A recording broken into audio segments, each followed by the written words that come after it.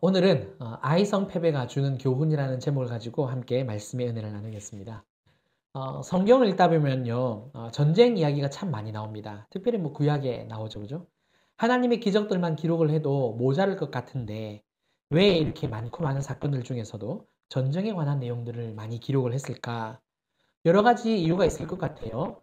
그런데 이런 생각을 한번 해봅니다. 아마도 우리의 신앙생활이 보이지 않는 영적 전투, 전쟁이기 때문에 그런 것이 아닌가. 그런 영적인 목적도 있다라고 생각을 합니다. 에베소서 6장 12절 말씀이에요. 다 아실 텐데요. 제가 읽어볼게요. 우리의 씨름은 혈과 육을 상대하는 것이 아니요 통치자들과 권세들과 이 어둠의 세상 주권자들과 하늘에 있는 악한 영들을 상대함이라. 이렇게 말을 하고 있습니다. 그러니까 영적 전쟁에서 승리를 하려면 하나님의 전신갑주를 입어야 하고요. 그죠? 이 말은 곧 뭘 의미하느냐? 우리가 영적 전쟁에서 항상 승리해야 된다. 뭐 그렇지 않으면 전신갑주를 입으라는 말씀이 필요 없겠죠. 승리를 해야 되기 때문에 전신갑주를 입어야 되는 것이고, 왜 전신갑주를 입어야 되느냐? 항상 우리의 삶이 영적 전쟁이다라고 가르쳐 주고 있기 때문에 그렇습니다. 그런데 중요한 게 있어요.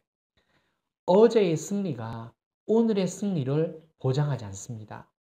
그리고요, 오늘 예배를 잘 드렸잖아요.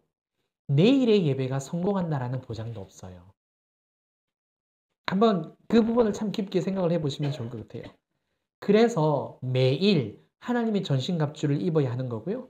매일 승리해야 항상 승리의 삶이 된다라는 겁니다.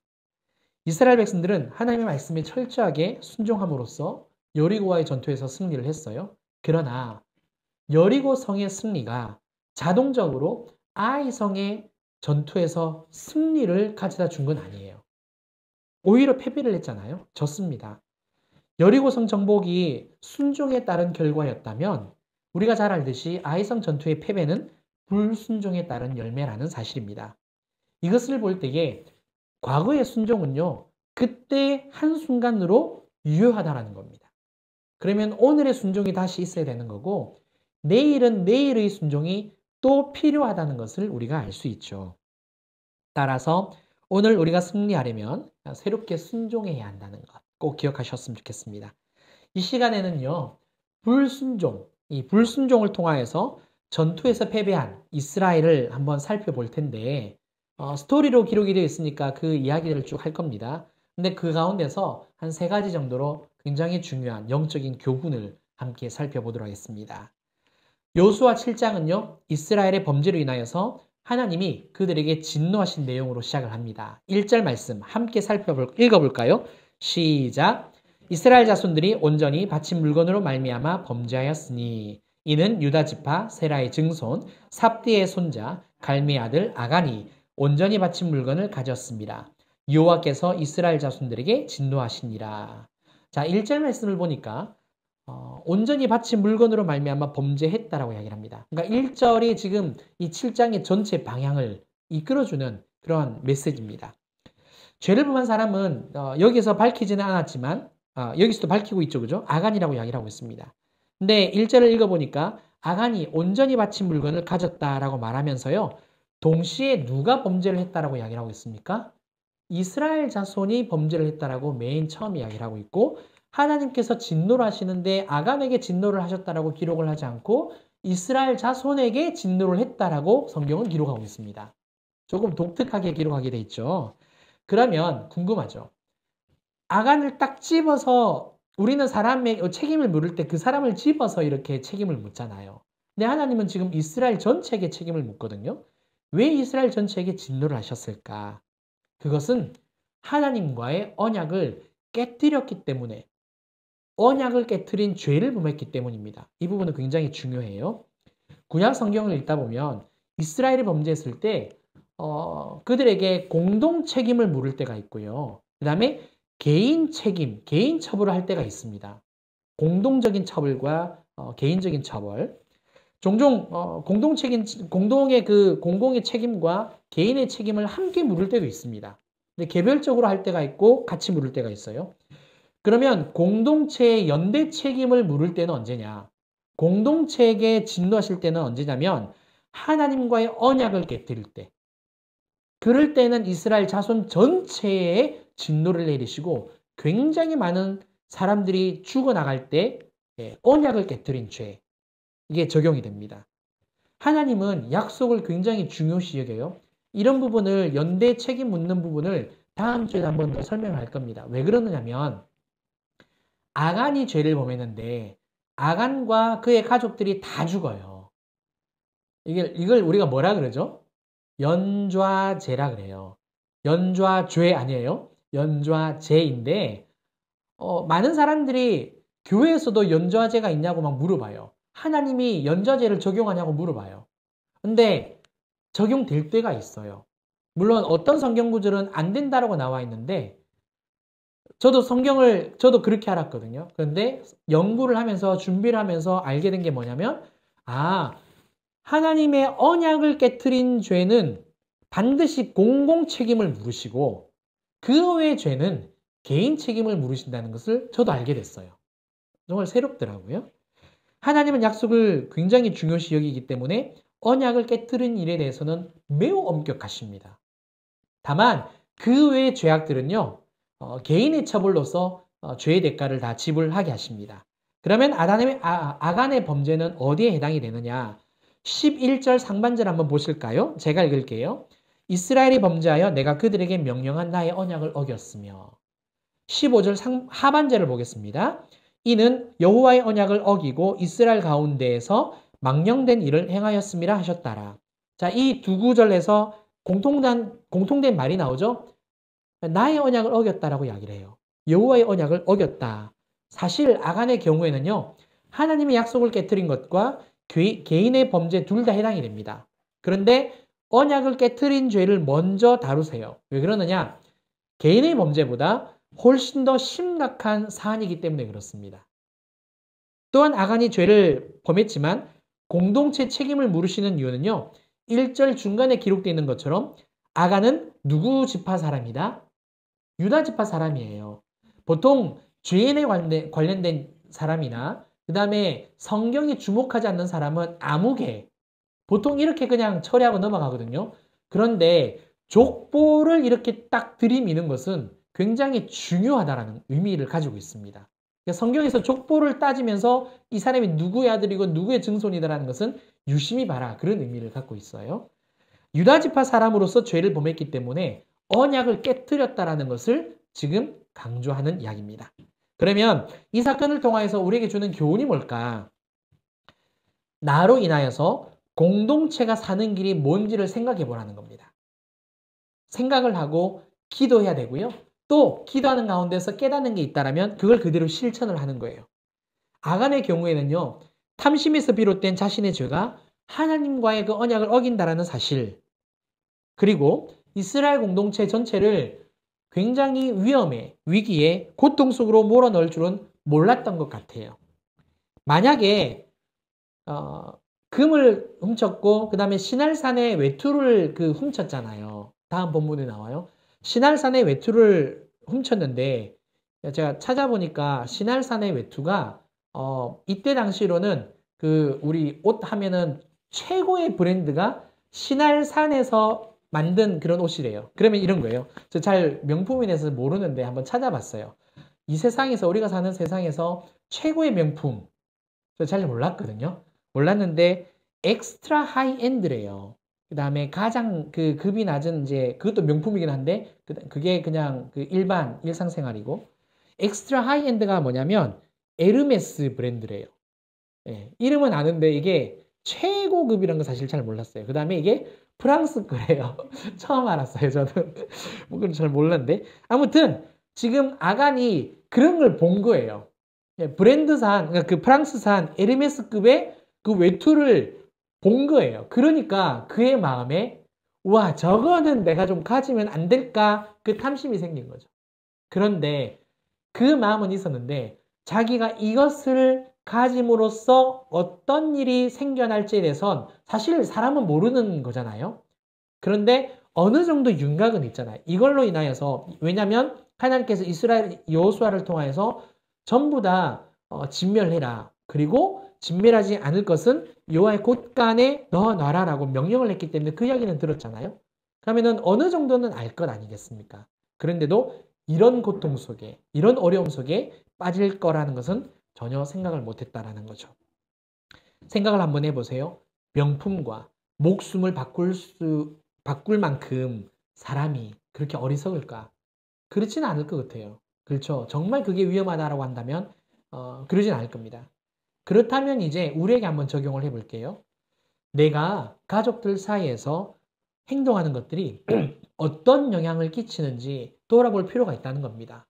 왜냐하면 아간이 잘 몰라서 그러기는 했지만 정말 그게 심각한 것을 정말 깊이 기도하는 가운데 깨달았다면 정말 훔쳤을까? 아니요. 순종했겠죠. 마찬가지예요. 우리도 내가 하는 행동이나 내가 하는 그런 말들이 다른 사람들에게 있어서 내 가족이나 직장이나 나와 함께 관계 맺는 사람들에게 있어서 선한 영향력을 끼치는지 나쁜 영향력을 끼치는지 안다면 어떻게 이야기를 하겠습니까? 어떻게 행동하겠습니까? 그렇죠. 선한 영향력을 끼치려고 노력을 하겠죠. 공동체가 사는 길도 마찬가지입니다. 교회 안에서도 마찬가지고요. 교회 밖에서도 마찬가지예요. 나 하나로 인하여서 공동체 전체가 어려움을 당하지 않도록 항상 말씀에 순종하는 삶이 중요하다는 것을 오늘 이 1절을 통해서 우리가 알 수 있는 겁니다. 따라서 이게 쉬운 일은 아니죠. 왜냐하면 우리가 늘 말도 되게 빠르게 나가고 나도 모르는 사이에 무의식으로 행동을 하게 되잖아요. 저도 너무 부족하고 연약해서 그런 적이 얼마나 많은지 알 수가 없고 그래서 종종 사고도 쳐요. 저 때문에 막 가족이 힘들기도 하고 저 때문에 또 다른 사람들이 힘들기도 한 그런 경험들을 참 많이 가지고 있습니다. 항상 부족해요. 내 자신의 부족함을 알고 하나님이 그를 고쳐달라. 정말 말씀에 더 순종하고 싶습니다. 제가 다른 사람들에게 선한 영향력을 끼치고 싶습니다. 라고 늘 간구하며 순종하려고 노력할 때에 우리가 어제보다는 오늘, 오늘보다는 내일 그렇게 더 나아갈 줄 믿습니다. 이제 그 다음에 볼 내용을 한번 볼게요. 이제 이스라엘이요. 아이성 전투에서 패배하는 장면이 나옵니다. 자, 우리는 이야기를 너무 잘 알고 있다 보니까 그냥 읽고 넘어가는데요. 본문을 제가 조금만 더 이렇게 상세하게 설명을 한번 좀 해볼게요. 조금 이상하다라는 생각이 들 수 있습니다. 요수아가 보낸 정탐꾼들이 정탐을 하고 돌아와서 보고를 합니다. 아이성 사람들은 소수이니까 2,000명이나 한 3,000명 그 사이에서 그냥 보내면 될 것 같다. 그렇게 보고를 하죠. 그런데 성경을 한번 잘 보세요. 2절, 이건 PPT에는 없어요. 성경을 보시면 2절에는요. 올라간다라는 표현이 나와요. 3절에도 올라간다라는 표현이 나옵니다. 그리고 5절을 보세요. 이제 싸움에서 내려오는 장면인데 내려가는 비탈에서 쳤다. 그래갖고 죽임을 당했다라는 표현이 나옵니다. 자, 이것을 조금 주목을 한다면 아이성은 어디에 있다라는 겁니까? 높은 데 있다라는 거예요. 높은 산지에 있다라는 겁니다. 아이성의 주민들은요. 성경을 쭉 읽어보시면 요수아 8장 25절에 나오는데 아이까지 포함해서 전체가 12,000명밖에 안 돼요. 굉장히 적은 인원이죠. 그러면 전체 인구가 12,000명이면 남자 성인으로서 싸울 수 있는 한 인구는 대략적으로 우리가 추정을 하면 한 3, 4천 명으로 추정을 합니다.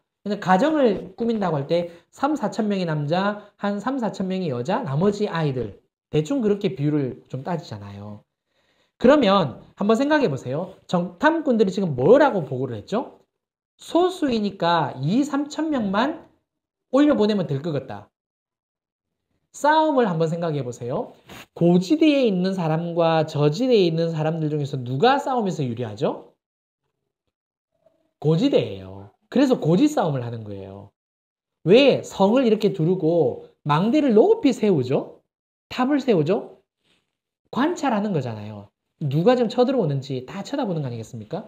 싸움은 고지대가 유리합니다. 그러면 저지대에서 고지대로 정복을 하려면 동원되어야 되는 그 군인 수가 갑절이나 많아야 돼요. 엄청나야 되거든요. 그 다음에 위로 이렇게 쏠 수 있는 무기들도 필요하고요.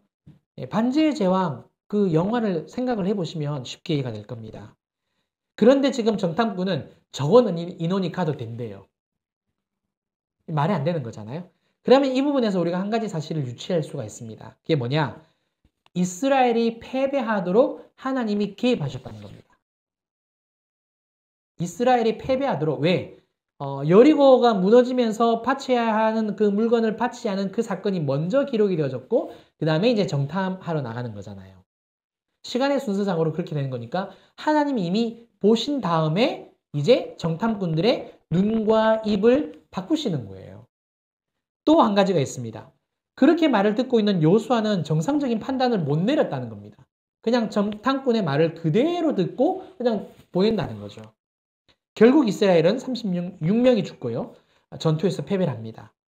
요수아와 이스라엘 장로들은 이 패배로 인하여서 슬퍼하며 하나님을 원망을 하죠. 그럴 수밖에 없는 이유가 분명히 하나님이 함께 해주신다고 약속을 했잖아요. 지금 여호수아는 영문을 몰라요. 상황을 모르는 상태에서 철떡같이 믿고 있습니다. 정말 순수한 믿음으로 나가고 있는데 패배를 했으니까 얼마나 황당하겠습니까? 아니 하나님을 철떡같이 믿었는데 왜 우리가 싸움에 졌냐고 하나님을 원망할 수밖에 없는 거죠. 그런데 여호수아가 탄식하는 이유는요. 또 다른 데 있습니다. 더 큰 이유가 있어요. 9절 말씀 우리 함께 읽어보겠습니다. 시작. 가나안 사람과 이 땅의 모든 사람들이 듣고 우리를 둘러싸고 우리 이름을 세상에서 끊으리니 주의 크신 이름을 위하여 어떻게 하시려 하나이까 하니. 잘 보세요. 자신들의 실패가 하나님의 실패로 끝나는 것이 더 괴롭다는 거예요. 이게 너무나도 괴로워서 즉 하나님의 이름이 땅에 떨어져서 너무 자신이 힘들다는 겁니다. 그래서 하나님의 그 이름을 위하여 크신 이름을 위하여 이제 어떻게 하시면 좋겠습니까? 라고 기도를 하고 있는 거죠. 그러니까 여호수아는요. 이방인들이 하나님을 조롱하고 모욕할까 봐 탄식했던 겁니다. 우리는 종종 하나님의 영광을 가리지 말게 해달라는 그런 기도하죠. 그죠? 우리 교회에서는 뭐 대표기도는 아직 하진 않지만 대표기도를 하시는 분들이 그렇게 기도하는 경우도 있고 또 목사님들도 이렇게 강단에 서서 설교하기 전에 뭐 부족한 입술은 감춰주시고 막 가려주시고 이런 내용 많이 기도하잖아요. 그죠? 예. 그런 기도를 우리도 합니다. 그러면 우리가 언제 하나님의 영광을 가릴까요? 우리들의 입장에서 언제 하나님의 이름이 땅에 떨어지는 그런 행동이나 삶을 할까? 그런 걸 아마 생각해보지 않은 분들도 계실 텐데 그런 경우가 우리에게 자주 일어나거든요. 하나님 영광을 가리고 나로 인하여서 하나님의 이름이 이렇게 모독을 받는 일들이 비일비재하거든요. 우리가 잘 몰라서 그렇지. 언제냐? 우리가 하나님의 자녀답게 살지 않고요. 불순종하며 죄를 범할 때예요. 우리가 하나님의 자녀답게 살지 못할 때, 불순종하며 죄를 범할 때 하나님의 이름이 땅에 떨어집니다. 자, 에스겔 36장 17절부터 20절입니다. 좀 말씀이 길어요. 이거는 제가 읽을 테니까 좀 눈으로 잘 따라와 주시면 감사하겠습니다. 인자야, 이스라엘 족속이 그들의 고국 땅에 거주할 때에 그들의 행위로 그 땅을 더럽혔나니 나 보기에 그 행위가 월경 중에 있는 여인의 부정함과 같았느니라.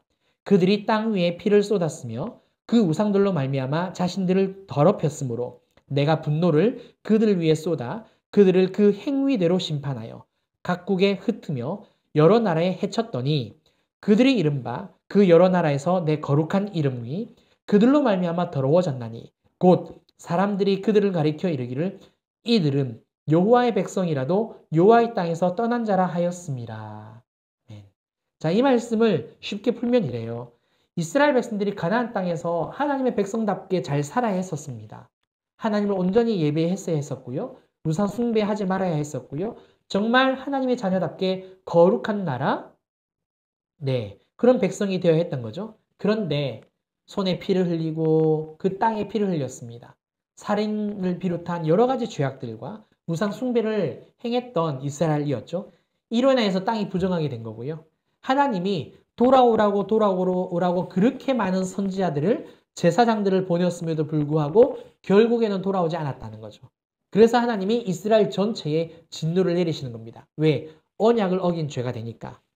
그리고 하나님께서 이스라엘을 아수르와 바벨론을 통하여서 어떻게 하십니까? 흩어버리시죠. 여러 나라로 흩어버리십니다. 흩어버리니까 그곳에서 똑바로 살겠습니까? 이스라엘 땅 안에서도 똑바로 안 살았는데 외국 땅에 간다고 해서 잘 살까요? 아니에요. 그렇지 않아요. 똑같이 외국 땅에서도 이방인 땅에서도 자기들 마음대로 살거든요. 그러니까 그 이방 땅에 있던 외국인들이, 이방 사람들이 이스라엘 사람들을 욕을 하는 거죠. 뭐라고? 예, 저 사람들은 가나안 땅에서 하나님을 믿는 여호와라는 신을 믿는 사람들이었는데 우리 땅에 와서도 저러고 산다고. 그런 말을 하는 거예요. 이게 그 사람들을 향한 욕인, 이스라엘 사람들을 향한 욕이기도 하지만 누구를 향한 욕이기도 합니까? 예, 하나님을 향한 멸시와 모욕이죠. 마찬가지입니다. 우리가 하나님의 말씀에 불순종하여서 죄를 범하면요, 우리는 잘 모르지만 불신자나 상처받고 떠난 사람들이나 교회로부터 피해를 입은 사람들이 욕한다라는 사실입니다. 예, 기독교와 교회를 싸잡아서 욕을 하잖아요. 비난하잖아요. 일주일에 한 번씩은 청소년들이 5천 hen당 일부러 오나 봐요. 누르고 엘리베이터 문이 열리면 막 소리를 질러요. 교회라고. 그 다음에 자기네들끼리 주야! 막 이래요. 엘리베이터가 열리고 소리를 막 치고 얼른 닫고 도망가요. 이게 5층은 사람들이 이제 저기 필라테스 외에는 별로 안 다니니까 조용하거든요. 잘 들려요. 그러니까 교회 자체를 그냥 욕하는 사람들이 참 많거든요. 그런데 우리가 잘못된 행동들을 우리 주변의 사람들한테 보여주면 얼마나 욕을 하겠습니까? 자, 그러면은요, 반대로, 이제 반대예요. 하나님이 영광을 받으시게 하려면 어떻게 해야 될까요? 답은 이미 나와 있죠? 그 반대로 하시면 돼요. 말씀에 순종하며 살면 되는 겁니다. 말씀에 순종하며 살아갈 때에 우리 오늘 주일학교 그 설교 말씀처럼 안디옥 사람들이 그 교회를 향해서 그리스도인이다라고 칭찬해 준 것처럼 그렇게 된다는 거죠. 불순종이 하나님의 영광을 가린다면요, 순종은 하나님의 영광을 드러내게 합니다. 특별히 우리도 잘 살아야겠지만 우리 자녀들의 신앙도 잘 양육하고 가르쳐야 될 것 같아요. 왜 그러느냐? 어렸을 때 그 습관과 버릇이 나이가 들어서도, 그죠? 3살 버릇이 8까지 간다고요? 그게 똑같이 가는 거 아니겠습니까? 목사님이 그렇게 설교하니까 순종해야 된다. 절대 아니에요. 하나님이 영광을 우리의 자녀들, 우리 다음 세대로부터 받으셔야 되기 때문에 순종을 가르쳐야 된다는 겁니다. 왜 순종해야 되느냐고. 그러면 아빠, 엄마가 말하니까, 교회에서 그렇게 가르치니까 그게 아니라는 거예요. 하나님이 영광을 받으셔야 돼. 우리가 순종하지 않으면 우리가 믿는 그 크신 하나님이 모욕을 당한단다? 아픔을 당한단다? 너무 괴로워하신단다? 이거를 가르쳐줘야 한다는 겁니다. 그래서 우리의 자녀들도 내가 하나님을 위해서 살아야 하는 거구나 라는 그 신앙을 우리가 가르쳐줘야 되는 거고, 또 우리도 그 신앙을 가지고 있어야 된다는 거죠. 자녀들이 잘 크도록 간절하게 기도해야 된다는 겁니다. 우리의 자녀들이 하나님을 만날 수 있고 그 하나님을 간증할 수 있게 하기 위해서요. 사랑하는 성도 여러분, 여호와가 탄식하는 이유 잘 기억하시고 또 깨달으셨으면 좋겠습니다. 우리 이런 찬양이 있어요. 그 찬양 중에 좀 됐는데, 주의 인자하신 그 사랑이 내 생명보다 나으며 위로하시는 주 손길은 내 눈물보다 귀하다. 이 찬양 다 아시죠? 잘 보세요. 주님의 그 인자하신 사랑이요, 내 생명보다. 사실 지금 나에게 제일 중요한 건 뭐죠? 생명인데 이 생명보다 더 중요한 게 인자하신 사랑이고요.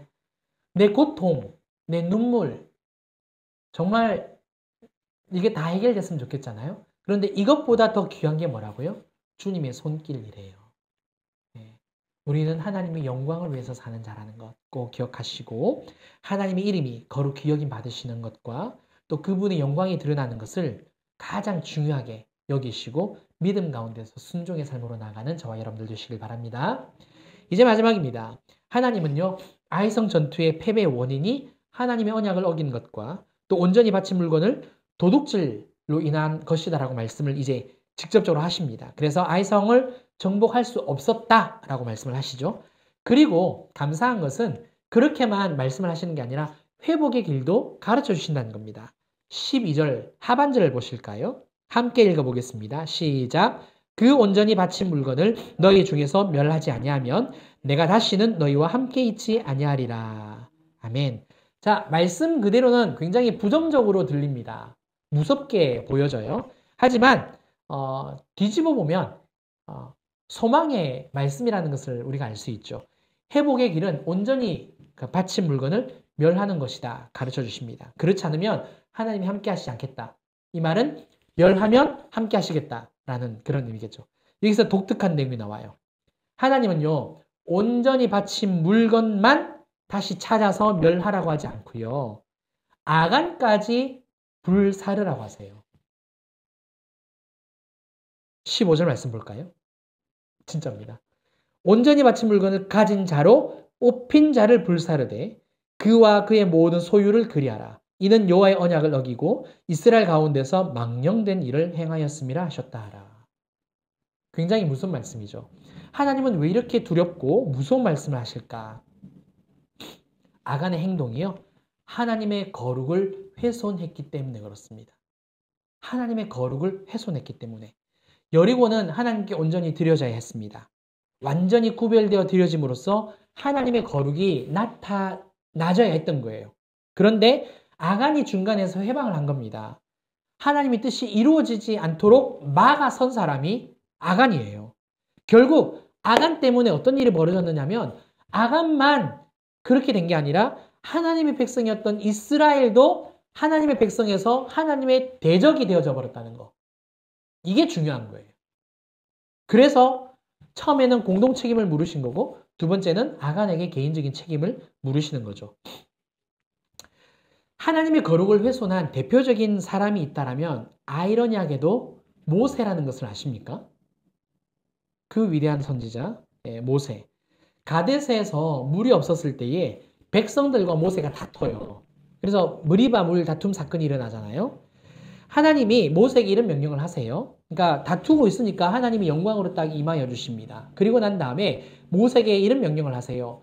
반성을 향하여서 명령을 해라. 그러면 물이 나올 거다. 이런 말씀을 하신데 지금 모세가 백성들과 다투었다 보니까 감정이 어떻게 되었습니까? 예, 참 온유함이 모든 지면의 사람보다 승하였는데 이때는 조금 힘들었던 것 같아요. 욱했던 것 같습니다. 못 참았어요. 그래서 지팡이를 가지고 두 번 두들기죠. 두 번 두들겼는데 하나님이 이때 뭐라고 말씀을 하시느냐면 이런 말씀을 하십니다. 민수기 20장 12절 말씀이에요.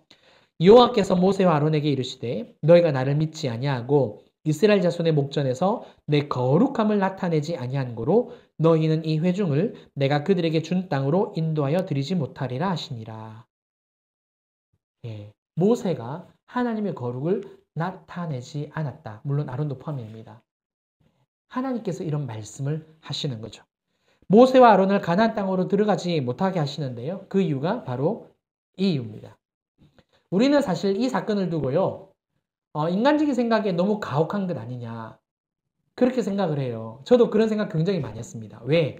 정말 일생에 한 번에 딱 한 번 실수했거든요. 딱 한 번 실수했어요. 우리면 넘어갈 수 있잖아요. 그냥 인자신 하나님이시니까. 정말 그렇게 대면한 모세인데 용서해 줄 수 있잖아요. 회개하면 되니까.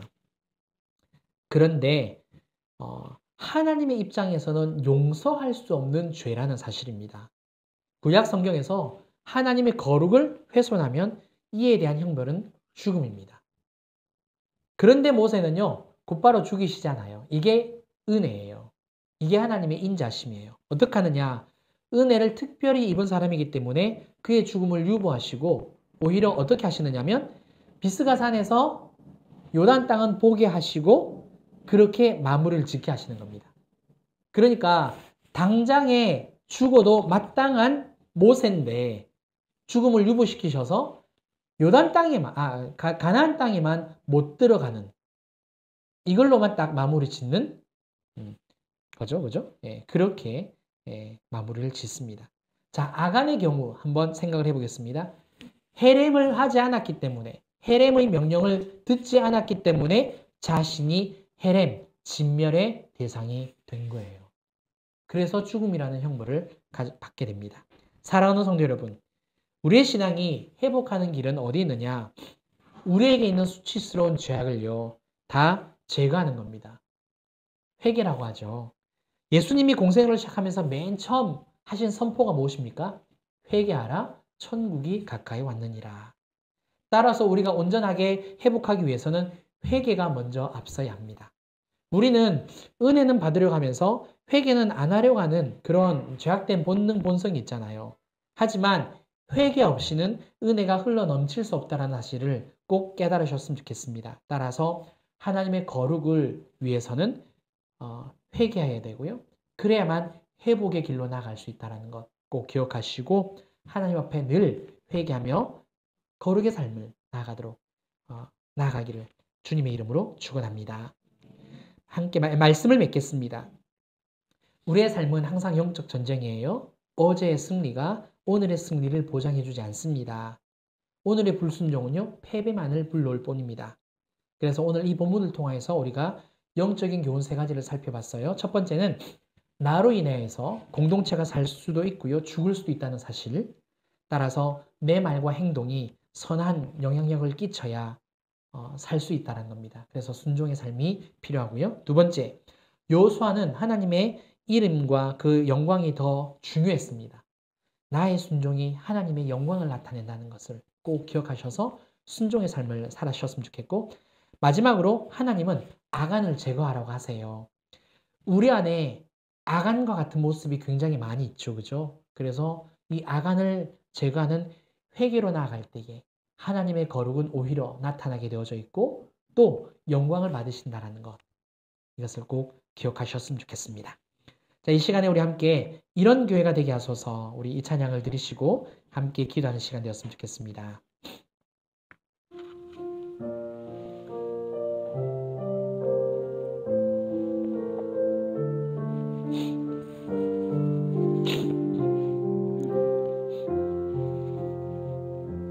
진정한 예배가 숨쉬는 교회, 주님이 주인 되시는 교회, 믿음의 기도가 쌓이는 교회, 최고의 찬양을 드리는 교회, 말씀이 살아 움직이는 교회, 성도의 사랑이 넘치는 교회, 섬김과 헌신이 기쁨이 되어 열매 맺는 아름다운 교회, 주님의 마음 닮아서 이웃을 사랑하는 교회,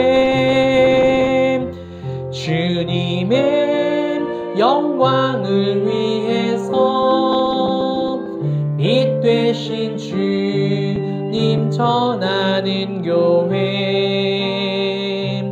사랑의 불꽃이 활짝 피어나 날마다 사랑에 빠지는 교회, 주께서 사랑하는 우리 교회가 이런 교회 되게 하소서.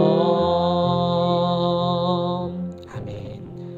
사랑하는 성도 여러분, 이스라엘 공동체가 하나님의 언약을 어기면, 물론 그 개개인도 어기면 하나님께서 공동체적으로 이렇게 심판을 하시는 모습을 우리가 보게 됩니다. 설교를 준비하면서 우리 개인의 순종도 중요하지만 또 공동체의 순종도 참 중요하구나 라는 생각도 한 번 더 가져봤습니다. 이 시간 기도하실 때 개인의 신앙을 위해서도 함께 기도하셨으면 좋겠고, 또 우리 교회도 정말 하나님 앞에서 어떻게 하면 하나님의 이름과 영광을 위해서 더 나아갈 수 있을까, 그런 부분도 기도하셨으면 좋겠습니다. 함께 기도합니다. 사랑하는 하나님 아버지, 늘 감사합니다. 오늘 아이성 전투에서 패배한 아버지, 이 사건을 통하여서 우리에게 주신 이 영적인 교훈들 3가지를 함께 살펴봤습니다. 하나님 공동체를 살리는 아버지 길이 있습니다. 개인이 살고 가족이 살고 내가 속한 공동체가 살 수 있는 아버지 그 길은 진실로 내가 하나님의 말씀에 온전히 순종하는 것입니다. 아버지 내 말과 행동과 아버지 생각 그 모든 것들이 아버지 선한 영향력을 끼치는지 악한 영향력을 끼치는지 한 번 더 생각하고 하나님 세심하게 생각하여서 주님 그렇게 우리가 행동으로 옮길 수 있기를 간절히 소망합니다. 그리하여 나도 살아나고 우리 가족들도 살아나고 하나님 우리 교회도 살아나는 놀라운 은혜를 경험할 수 있게 주님 역사하여 주시옵소서. 뿐만 아니라 하나님 정말 요수아는 아버지 하나님의 이름과 영광을 얼마나 소중하게 중요하게 여겼는지 알 수가 없음을 고백합니다. 아버지 우리가 얼마나 이기적인 존재인지요. 내가 제일 중요하다고 나만 잘 되면 된다라는 생각을 늘 가지고 있습니다. 그래서 아버지 나 외에는 다른 사람들을 참 배척하고 아버지 참 무시하고 아버지 깔보고 아버지 나만 높이는 그러한 아버지 어리석은 모습을 우리가 볼 때가 참 많습니다. 그 모습이 내 안에 있음을 봅니다. 하나님 아버지 하나님의 이름 하나님의 영광이 더 중요하다는 것을 다시 한번 더 깨닫고 주여 주님의 이름과 그 영광을 위하여 온전히 순종의 삶을 살아갈 수 있도록 역사하여 주시옵소서. 나의 순종으로 말미암아 하나님의 영광이 나타나는 것 꼭 기억하게 하여 주시고 아버지 내 안에 있는 모든 악안을 제거하여 하나님의 거룩이 훼손되는 일이 없도록 하나님 역사하여 주시기를 간절히 소원합니다. 우리 교회도 그러할 수 있도록 성령님 도와주시옵소서. 아멘 아멘. 주님 감사합니다. 모든 영광 받아 주시옵소서. 아멘. 살아계시고 역사하시는 하나님 아버지 감사합니다. 오늘 하나님께서 우리에게 이 아이성 전투에서 패배하는 이스라엘 보면서 하나님 우리에게 참 중요한 영적인 교훈 3가지를 가르쳐 주셔서 감사합니다. 하나님 나의 말과 행동이 선한 영향력을 끼쳐야겠습니다. 항상 순종의 삶을 살아서 나도 살고 하나님 가족도 살고 우리 교회도 살아날 수 있도록 성령님 인도하여 주시옵소서. 뿐만 아니라 나만 위한 인생 되지 않게 하여 주시고 하나님의 이름과 영광이 나타나는 그러한 참 복된 인생 살도록 성령님 도와주시옵소서. 마지막으로 우리가 살아나는 길은 내 안에 있는 악안을 제거하는 것입니다. 하나님 아버지 은혜만 사모하며 회개하지 않는 그런 어리석은 자 되지 않게 하여 주시고 먼저 회개하여 은혜가 넘치는 지혜로운 우리 모든 성도님들과 가정들과 우리 교회가 될 수 있도록 하나님 축복하여 주시옵소서. 이 모든 것을 감사드리오며 지금은 우리 주 예수 그리스도의 은혜와 크신 하나님의 사랑과 성령님의 감화감동 교통 충만하심이 오직 말씀에 순종하여 하나님의 영광을 위하여 살기로 결단하는 사랑하는 우리 모든 성도님들과 또 각 가정과 모든 일터와 또 우리 진주빛 교회 이 나라 이민족 위에 이제로부터 영원토록 함께 있을지어다. 아멘.